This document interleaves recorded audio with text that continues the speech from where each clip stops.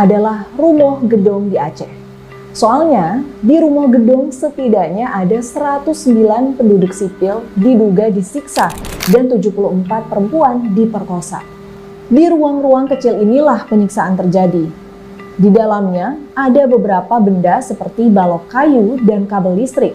Di halaman rumah juga terdapat beberapa kolam yang digunakan untuk menyiksa korban. Selain itu, ada tempat duduk yang biasa disebut pante di tengah rumah. Di bagian belakangnya ada meja dan tiang-tiang besar. Di dekat tiang itulah tawanan disiksa. Nah, tapi data berapa orang yang disiksa, dibunuh, dan diperkosa di sini masih belum bisa dipastikan.